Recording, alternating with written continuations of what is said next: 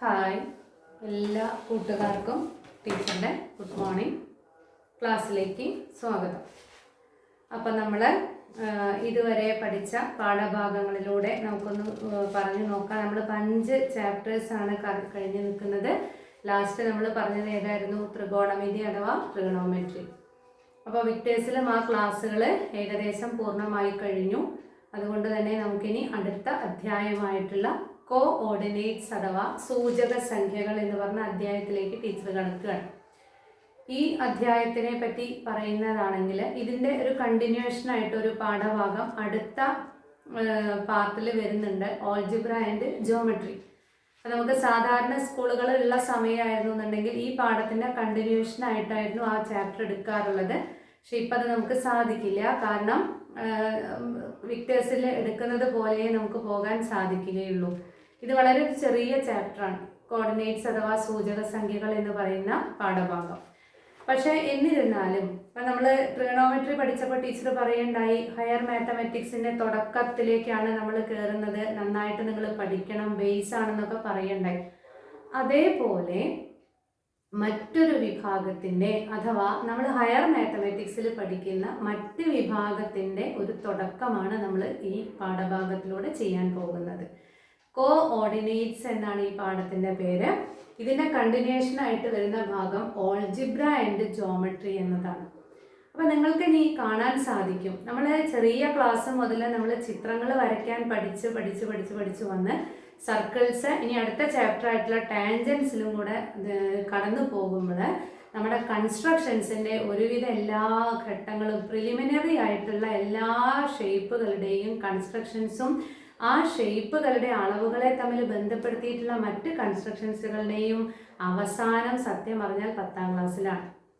കാരണം ജോമെട്രി ആയിട്ട് നിൽക്കുന്നതിൻ്റെ അവസാനം ഇവിടെയാണ്. ഇനി നമ്മൾ ഇവിടുന്ന് അങ്ങോട്ട് ജോമെട്രിയെയും കൂടെ ഓൾജിബ്രയുമായി കണക്ട് ചെയ്യാൻ പോവുകയാണ്, അഥവാ ഓൾജിബ്ര ആൻഡ് ജോമെട്രി. ജോമെട്രിയിലുള്ള ഫിഗറുകളെ ഇനി നമുക്ക് കൺസ്ട്രക്ട് ചെയ്യേണ്ട ആവശ്യമില്ല.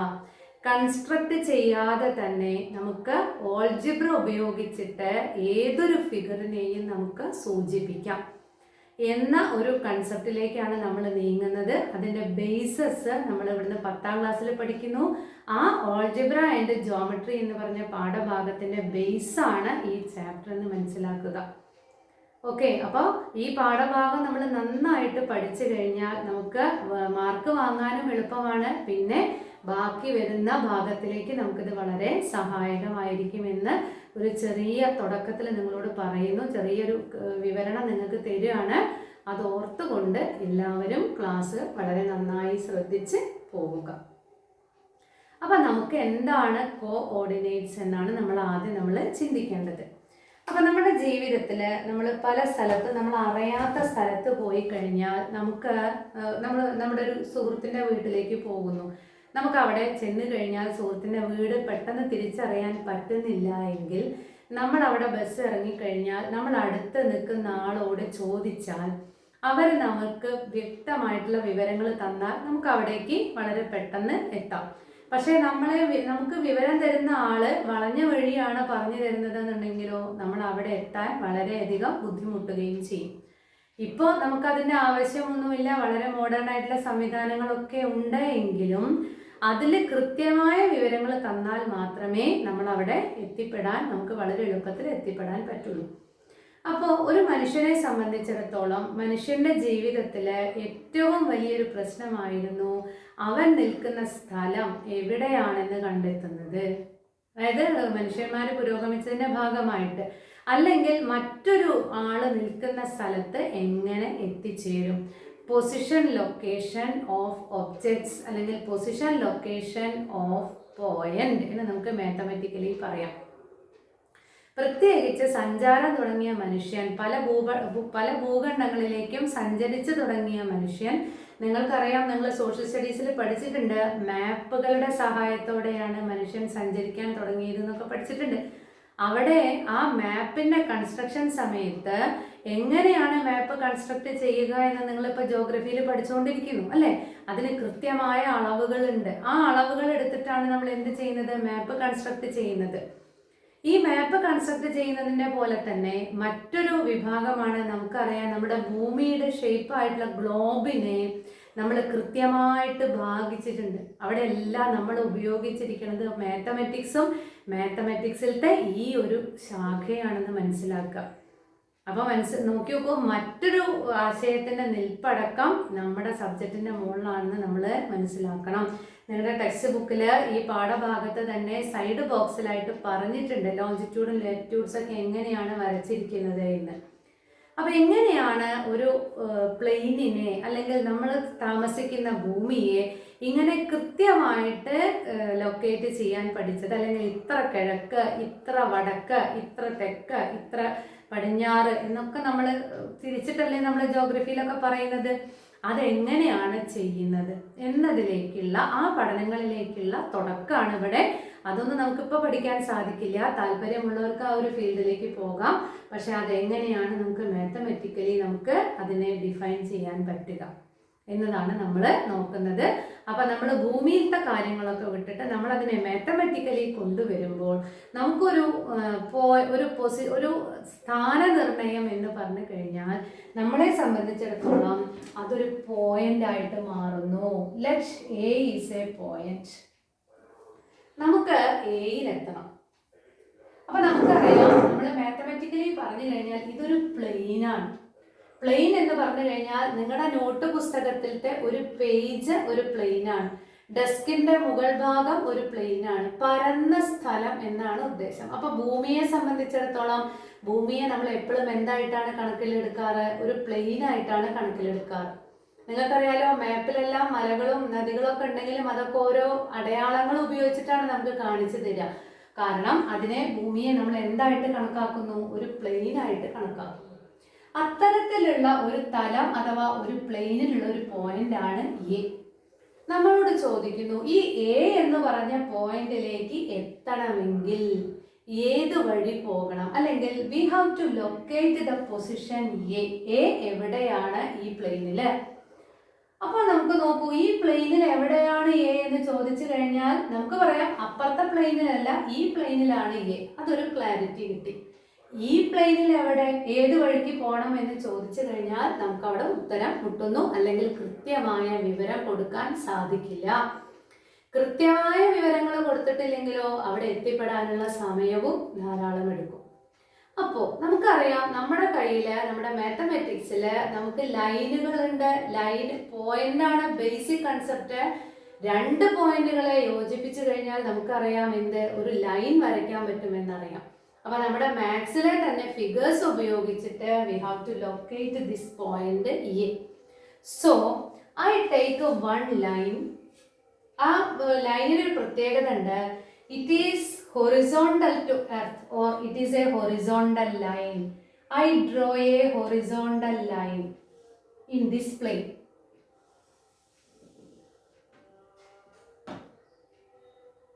ഈ ഒരു ചാപ്റ്ററിൽ സ്കെയിലും പെൻസിലും നിങ്ങളുടെ കയ്യിലുണ്ടായിരിക്കണം. പെൻസിൽ വളരെ ഷാർപ്പ് ആയിരിക്കണം. വളരെ നീറ്റായിട്ട് വേണം നമ്മൾ ഇത്തരത്തിലുള്ള ഫിഗറുകൾ നമ്മൾ വരയ്ക്കാൻ. നോക്കൂ, ഞാനിവിടെ ഒരു ലൈൻ ഉപയോഗിച്ച് ഈ ലൈന് വരച്ചു. ഈ പ്ലെയിനിൽ ഒരു ലൈന് വരച്ചു. ആ ലൈനിന് ഞാൻ പേരൊന്നും കൊടുത്തില്ല. ഈ പ്ലെയിനിനെ ഞാൻ രണ്ട് ഭാഗങ്ങളാക്കി മാറ്റി. I draw A horizontal line. അപ്പൊ നോക്കൂ, ഈ പ്ലെയിന് രണ്ട് ഭാഗമായി മാറി. ഇനി നമ്മളോട് ഒരാൾ ചോദിക്കുന്നു, where is the point A, or you have to locate the position A. അപ്പൊ എനിക്ക് പറയാം, ഞാൻ ഈ വരച്ച വരയുടെ അഥവാ ഞാൻ ഈ വരച്ച ലൈനിന്റെ മുകൾ ഭാഗത്താണ് എ എന്ന് എനിക്ക് കൃത്യമായിട്ട് പറയാം. നോക്കൂ, കുറച്ചൊരു കൃത്യത എക്ക് വന്നു. എവിടെയാണ് പ്ലെയിനില്? ഇപ്പൊ വരച്ച വരയുടെ മുകൾ ഭാഗത്ത്. ക്ലിയർ ആയല്ലോ? അപ്പോഴും അതെ, ഈ മുകൾ ഭാഗത്ത് ഇൻഫിനിറ്റ് ഭാഗങ്ങളുണ്ട്, അഥവാ ധാരാളം പോയിന്റുകളുണ്ട്. അതിലേതാണ് എ? അപ്പൊ വീണ്ടും നമുക്ക് പ്രശ്നമായി. ഇനി ഇതിനെ ഞാൻ എന്ത് ചെയ്യുന്നു എന്നറിയോ? ഇതേപോലെ മറ്റൊരു ലൈൻ എടുത്ത് ഇതിലെ ഒരു പോയിന്റ് മാർക്ക് ചെയ്തു ഈ ലൈനില്. അതിലൂടെ പെർപെൻഡിക്കുലർ ആയിട്ട് മറ്റൊരു ലൈൻ വരച്ചു. ഇത് രണ്ടും പാടെ കൂട്ടിമുട്ടിയ പോയിന്റ് ഞാൻ ഒ എന്ന പേര് കൊടുത്തു. അതിന്റെ കാരണമൊക്കെ എന്താണെന്ന് ഞാൻ വിശദമാക്കി തരാം. ഇപ്പൊ നോക്കൂ, ഇപ്പൊ എവിടെയാണ് എ? നോക്കൂ, ഈ പ്ലെയിൻ ഇപ്പോ 2 ലൈനുകൾ പെർപെൻഡിക്കുലർ ആയിട്ട് വരച്ചപ്പോൾ ഈ പ്ലെയിന് 4 ഭാഗങ്ങളായിട്ട് മാറി. 1 2 3 4 ഭാഗങ്ങളായിട്ട് മാറി. ഈ 4 ഭാഗങ്ങളെ നമ്മള് ക്വാഡ്രൻസ് എന്നാണ് വിളിക്കുക. എന്താണ് പേര്? ക്വാഡ്രൻസ്. ഇത് ടെക്സ്റ്റ് ബുക്കിലില്ല, ടീച്ചറൊക്കെ പഠിച്ച രീതി വെച്ച് പറഞ്ഞു തരികയാണ്. This is first quadrant, this is second quadrant, this is third quadrant and this is fourth quadrant. അപ്പോൾ നമ്മളോട് ഒരാൾ ചോദിക്കുന്നു where is the point A? അപ്പോൾ നോക്കൂ, കുറച്ചും കൂടെ എനിക്ക് ക്ലിയർ ആയി. ഈ പ്ലെയിനിലുള്ള ഇത്രയും ഭാഗങ്ങൾ ഒഴിവായി ഫസ്റ്റ് ക്വാഡ്രന്റിലാണ് ദ പോയിന്റ് എ എന്ന് നമുക്ക് നിസ്സംശയം പറയാം. ക്ലിയർ ആയി കാണുമല്ലോ. അപ്പൊ ഒന്നുകൂടി ക്ലിയർ ആയി. ഇനി അടുത്ത പ്രശ്നം, അങ്ങനെയാണെങ്കിൽ ഈ ഫസ്റ്റ് ക്വാഡ്രന്റിലും ഇൻഫിനിറ്റ് പോയിന്റുകൾ ഉണ്ടല്ലോ, അതിലേതാണ് എ? അപ്പൊ നമുക്ക് പ്രശ്നം വന്നു. കാരണം നമ്മളെ കയ്യിലുള്ള 2 ലൈനുകൾ ഉപയോഗിച്ച് നമ്മൾ ഇതിനെ 4 ഭാഗങ്ങളാക്കി കഴിഞ്ഞു. അപ്പോഴും നമ്മളെ ബുദ്ധിമുട്ടിക്കുകയാണ് ഇനി എവിടെയാണ് എ എന്ന് ചോദിക്കുമ്പോൾ നമുക്കറിയാം ഈ ലൈനിന്റെ മുകളില് നമ്പേഴ്സിന് സ്ഥാനമുണ്ടെന്ന് നമ്മൾ 9ാം ക്ലാസ്സിൽ പഠിച്ചിട്ടുണ്ട്. Or we have to represent all the points of this line by numbers. എല്ലാ നമ്പേഴ്സും ഇതിന്റെ മുകളിൽ വരുന്നത് നമ്മൾ പഠിച്ചിട്ടുണ്ട്. ഓർമ്മ ഉണ്ടായിരിക്കുമല്ലോ. ഇനി അങ്ങനെ വേണ്ടിയിട്ട് ആ 2 ലൈനിന്റെ മുകളിൽ നമുക്ക് നമ്പേഴ്സിനെ എടുക്കാമെങ്കിൽ the point of intersection is considered as the origin. Therefore it is represented by the letter O. ഈ 2 ലൈനുകളും കൂടെ ഇന്റർസെക്ട് ചെയ്യുന്ന പോയിന്റിനെ നമ്മൾ പറയുന്ന പേരാണെന്ത്? Origin. It is represented by O. And the horizontal line is called x-axis. പഠിച്ചോളണം. നമ്മൾ ഗ്രാഫുകളൊക്കെ നമ്മൾ ഫിസിക്സിലൊക്കെ പഠിച്ചിട്ടുണ്ട്. പക്ഷെ ആ ഗ്രാഫിന്റെ ബേസ് എന്താണെന്ന് നമ്മൾ മനസ്സിലാക്കിയിട്ടില്ല. അതാണ് നമ്മൾ പഠിക്കാൻ പോകുന്നത്. The horizontal line is called x-axis and it is denoted by x dash. And the vertical line or the perpendicular line is called the y-axis or it is represented by y dash. Capital letter ആണ് നമ്മൾ ഉപയോഗിക്കുക. അത് വളരെ ശ്രദ്ധിക്കുക. അപ്പോൾ x ആക്സിസും y ആക്സിസും ആണ് ഞാനിപ്പോൾ വരച്ചിരിക്കുന്നത്. ഈ x ആക്സിസും y ആക്സിസും വരയ്ക്കുമ്പോൾ ഒരു പ്ലെയിനിനെ നമുക്ക് 4 ക്വാഡ്രന്റുകളാക്കി തിരിക്കാൻ പറ്റും. ഈ first quadrant, second quadrant, third quadrant, fourth quadrant.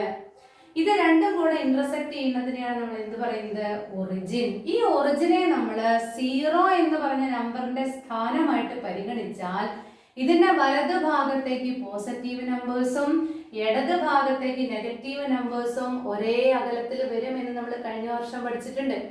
അതുപോലെ ഇതിന്റെ മുകളിലോട്ട് പോസിറ്റീവും താഴോട്ട് നെഗറ്റീവും. കാരണം നമ്മൾ ജീവിതത്തിലെ ഉയർച്ചയെ നമ്മൾ പോസിറ്റീവായിട്ടും താഴ്ചയെ നമ്മൾ നെഗറ്റീവായിട്ടുമാണ് നമ്മൾ കണക്കാക്കാറുള്ളത്. So we have to denote the points by numbers. അപ്പോൾ നോക്കൂ, തുല്യ അകലത്തിൽ വേണം നിങ്ങൾ അടയാളപ്പെടുത്താൻ. സ്കെയില് വെച്ചിട്ട് ഒരു 1.5 സെന്റിമീറ്റർ അല്ലെങ്കിൽ ഒരു 2 സെന്റിമീറ്റർ അകലത്തില് ഈക്വൽ ഡിസ്റ്റൻസിൽ നിങ്ങൾ അടയാളപ്പെടുത്തുക. ഞാൻ കുറച്ച് വലുതായിട്ടാണ് ഇവിടെ എടുക്കുന്നത് അളവ്. കാരണം നിങ്ങൾക്ക് അല്ലെങ്കിൽ വീഡിയോയിൽ കാണാൻ സാധിക്കാത്തത് കൊണ്ട് ഞാനൊരു 4 സെന്റിമീറ്ററിനെയാണ് 1 സെന്റിമീറ്റർ ആയിട്ട് പരിഗണിച്ചിരിക്കുന്നത്. നിങ്ങളുടെ നോട്ട് ബുക്കിൽ ഇത്രയും വലിപ്പം ഉണ്ടായിരിക്കില്ല. അതുകൊണ്ട് നിങ്ങൾ ഒരു 1.5 സെന്റിമീറ്റർ അല്ലെങ്കിൽ കൂടി വന്നാൽ ഒരു 2 സെന്റിമീറ്റർ അകലത്തിൽ 1 സെന്റിമീറ്റർ എടുത്ത് അടയാളപ്പെടുത്തുക. യൂണിറ്റിനെ ഇതിനുള്ളൂ അടയാളപ്പെടുത്തുന്നത് ഒരേപോലെ ആയിരിക്കണം. ഇവിടെ എത്ര യൂണിറ്റ് ആണോ എടുത്തിരിക്കുന്നത് അതേപോലെ y ആക്സിസിൽ നമ്മൾ അടയാളപ്പെടുത്തണം. അപ്പൊ ഞാൻ അവിടെ 4 യൂണിറ്റ് എടുത്തു, 4 സെന്റിമീറ്റർ ആണ് ഇവിടെ എടുത്തിരുന്നത്. അതേപോലെ ഇവിടെയും 4 സെന്റിമീറ്റർ മുകളിലും താഴെയുമായിട്ട് ഞാൻ അടയാളപ്പെടുത്തുന്നു. 1 2 3 1 2 3 4 ഒരെണ്ണം കൂടി ഇവിടെ അടയാളപ്പെടുത്താം. അപ്പോൾ ഈ പാഠത്തിന്റെ പ്രത്യേകത നമ്മൾ വരയ്ക്കുന്ന ചിത്രങ്ങൾ വളരെ നീറ്റ് ആയിരിക്കണം എന്നുള്ളതാണ്. അപ്പോൾ ഈ വലത്തോട്ടുള്ള നമ്പറിനെ 1 എന്നും 2 എന്നും 3 എന്നും 4 എന്നും ഇവിടെ അടയാളപ്പെടുത്തിയാൽ 5 പോസിറ്റീവ് നമ്പേഴ്സും ഇടത്തോട്ട് -1, -2, -3 എന്നിങ്ങനെ പോകും. ഇവിടെ മുകളിലോട്ട് ഉയരുന്നത് കൊണ്ട് +1, +2, താഴോട്ട് -1, -2, -3. താഴ്ചയെ കാണിക്കുന്നു. 1 യൂണിറ്റ് താണു -1, 2 യൂണിറ്റ് താണു -2, 3 യൂണിറ്റ് താണു -3. ക്ലിയർ ആയല്ലോ? മനസ്സിലായല്ലോ?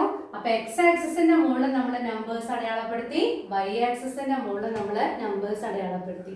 ഈ പാഠഭാഗത്തിൽ ഇങ്ങനെ ഒരു ചിത്രം വരച്ചിട്ടാൽ നമുക്കൊരു മാർക്ക് കിട്ടും. നമ്മളോട് വരയ്ക്കാൻ പറയാറുണ്ട് ചിലപ്പോൾ. വളരെ ശ്രദ്ധിക്കുക, വളരെ എളുപ്പമാണ്. അപ്പൊ നമ്മുടെ ലക്ഷ്യം നമ്മൾ മറന്നു പോകരുത്. We have to locate the point A. അപ്പൊ ഞാൻ ടീച്ചർ കുറച്ചുകൂടി ഇങ്ങോട്ട് നിങ്ങൾക്ക് ആദ്യത്തെ കണക്കായതുകൊണ്ട് ഒന്നുകൂടി മനസ്സിലാക്കാൻ വേണ്ടി ടീച്ചർ കുറച്ചുകൂടി ഇവിടേക്ക് ലൊക്കേറ്റ് ചെയ്യുന്നു. എന്താണ് അങ്ങനെ ചെയ്യാനുള്ള കാരണം ഞാൻ അവസാനം പറയാം. എ എന്ന് പറഞ്ഞ പോയിന്റ് ഞാൻ ഇവിടേക്ക് മാറ്റി ലൊക്കേറ്റ് ചെയ്തു. അപ്പൊ ഈ എ എവിടെയാണ്? ഫസ്റ്റ് ക്വാഡ്രന്റിലാണ്. ഇനി ഈ ഫസ്റ്റ് ക്വാഡ്രന്റിലെ ഏത് നമ്പറാണ് എ? അപ്പോഴാണ് ശ്രദ്ധിച്ചു നോക്കൂ, ഈ എക്സ് ആക്സിസ് ആണല്ലോ നമുക്ക് നമ്മൾ ആദ്യം വരച്ചത്, അതുപോലെ വൈ ആക്സിസ് നമ്മൾ രണ്ടാമത് വരച്ചു. ഈ വൈ ആക്സിസിൽ നിന്ന് 1 യൂണിറ്റ് അകലെയല്ല എ, 2 യൂണിറ്റ് അകലെയാണ് എ എന്ന് എനിക്ക് പറയാം. കാരണം ഈ എയിൽ നിന്ന് ഒരു പെർപെൻഡിക്കുലർ ലൈന് ഞാൻ എക്സ് ആക്സിസിലേക്ക് വരയ്ക്കുന്നു. അത് ചെന്ന് മുട്ടുന്നത് എവിടെയാണ്? 2 യൂണിറ്റിലാണ്. അപ്പൊ ഇതും 90 ഡിഗ്രി ആയതുകൊണ്ട് നമുക്ക് പറയാം A is a point which is at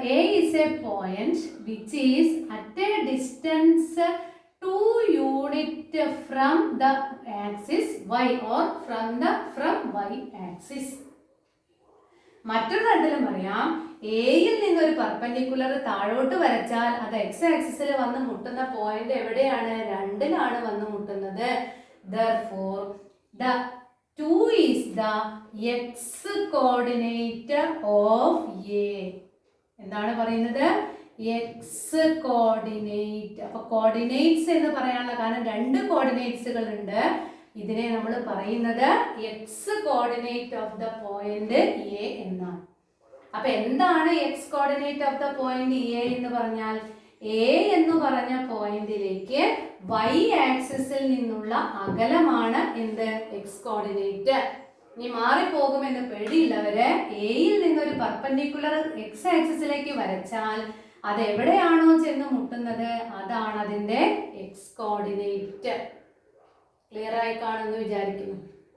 അങ്ങനെയാണെങ്കിൽ ഈ എ എന്ന് പറഞ്ഞ പോയിന്റ് എക്സ് ആക്സിസിൽ നിന്ന് 2 യൂണിറ്റ് അകലെയുള്ളത് പോലെ തന്നെ, വൈ ആക്സിസിൽ നിന്ന് 2 യൂണിറ്റ് അകലെയുള്ളത് പോലെ തന്നെ എക്സ് ആക്സിസിൽ നിന്ന് പൊന്തിയിട്ടാണ് നിൽക്കുന്നത്.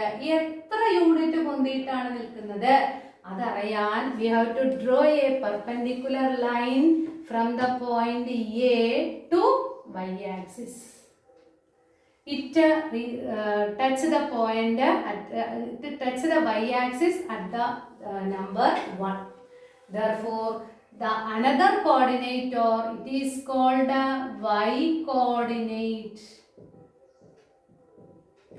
Y coordinate of the point A is 1. എന്താ അതിന്റെ അർത്ഥം? അപ്പൊ എന്താണ് y coordinate എന്ന് പറഞ്ഞാൽ എങ്ങനെയാണ് നമ്മൾ ഡിഫൈൻ ചെയ്യുക? Y coordinate is the distance from x axis. എത്ര പൊന്തി എത്ര താണു എന്ന് കാണിക്കുന്നതാണ് y coordinate. എത്ര വലത്തോട്ട് അല്ലെങ്കിൽ എത്ര ഇടത്തോട്ട് എന്ന് കാണിക്കുന്ന നമ്പറാണ് x coordinate. Then what is the point A? A is the point 2,1. വളരെ ഡെഫിനറ്റ് ആയിട്ട് നമ്മൾ എ ലൊക്കേറ്റ് ചെയ്ത് കഴിഞ്ഞു. അപ്പൊ നമ്മൾ ഇവിടെ നിൽക്കുന്നു. നമ്മളോട് ഒരാള് ഇവിടെ നിൽക്കുന്ന ആളോട് നമ്മൾ ചോദിക്കുകയാണ്, എനിക്ക് എയിൽ എത്തണം, എങ്ങോട്ട് പോകണം?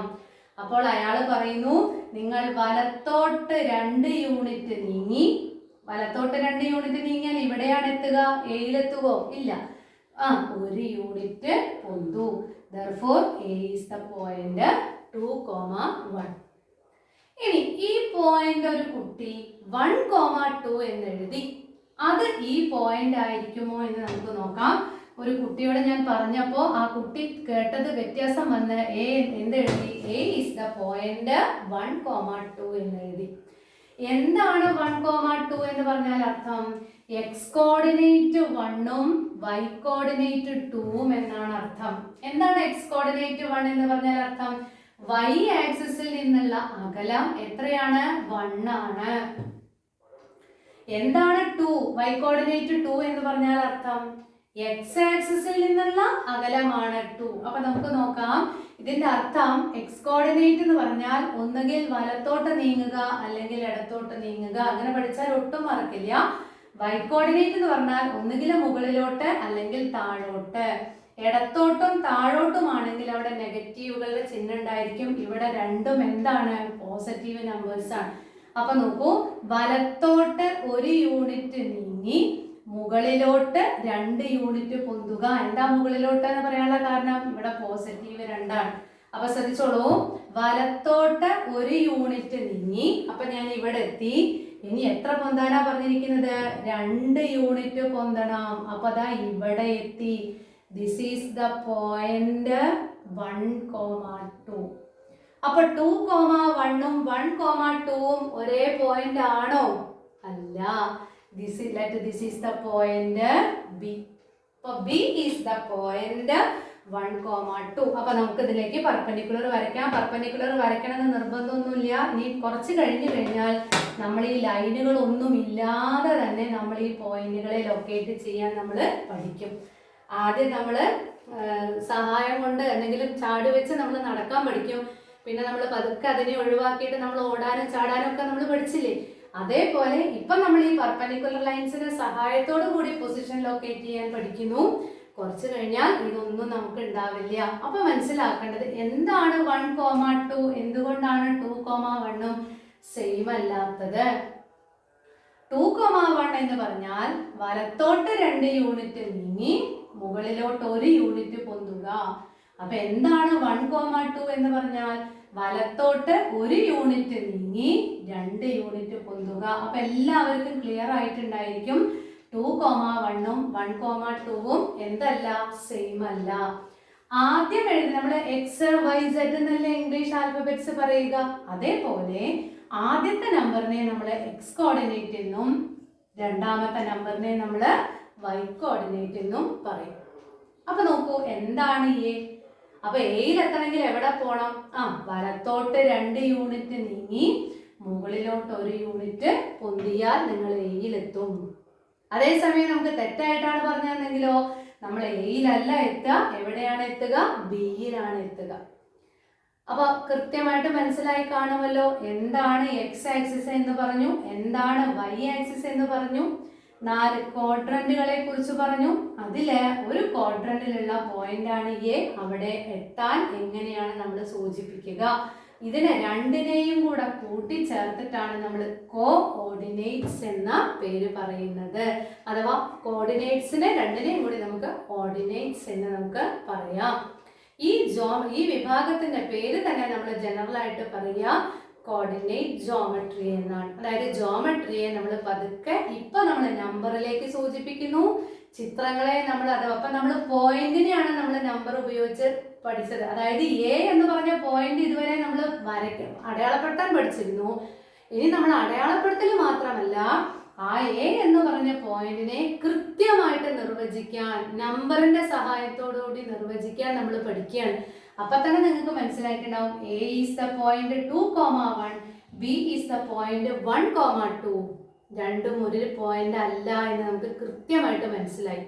ക്ലിയർ ആയല്ലോ?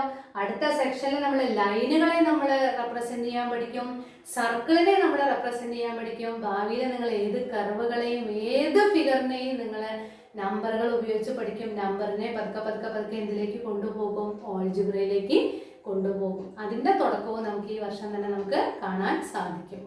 അപ്പൊ ആ പാഠഭാഗത്തിനൊരു ഇൻട്രൊഡക്ഷൻ മാത്രമേ ഞാനിപ്പോൾ നിങ്ങൾക്ക് തന്നിട്ടുള്ളൂ. ബാക്കി നമുക്ക് അടുത്ത വീഡിയോയിൽ പഠിക്കാം. Okay, by.